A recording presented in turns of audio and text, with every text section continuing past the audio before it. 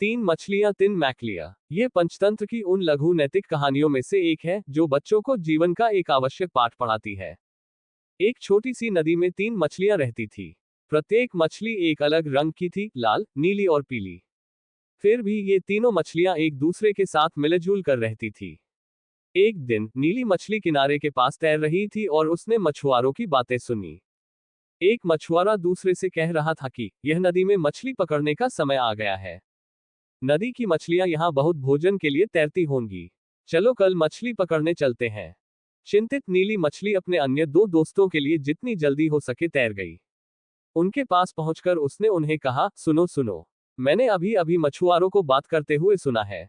वे कल इस नदी में मछली पकड़ने की योजना बना रहे हैं। हमें कल के लिए नदी की सुरक्षित रूप से तैरना चाहिए।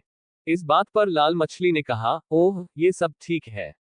वे मुझे पकड़ नहीं पाएंगे क्योंकि मैं उनके लिए बहुत जल्दी हूँ। इसके अलावा हमारे पास वह सब खाना है जो हमें यहाँ चाहिए।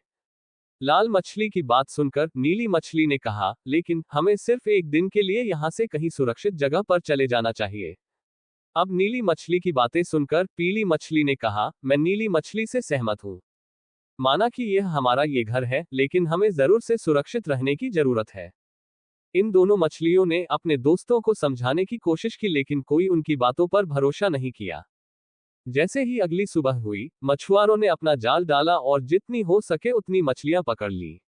इनमें से कुछ हरे थे, कुछ नारंगी थे, कुछ सफेद थे, कुछ बहुरंगी थे और उनमें से एक लाल मछली भी थी। इस बात पर मछुआरों ने आपस में बात की, बेहतरीन पका। लंबे दिनों के बाद दूर रे ये सभी चीजें दोनों दोस्त पीली मछली और नीली मछली देख रहे थे। उन्हें इस बात पर काफी दुख भी था कि उनके दोस्त को, लाल मछली को भी मछुआरों ने अपने जाल में पकड़ लिया था।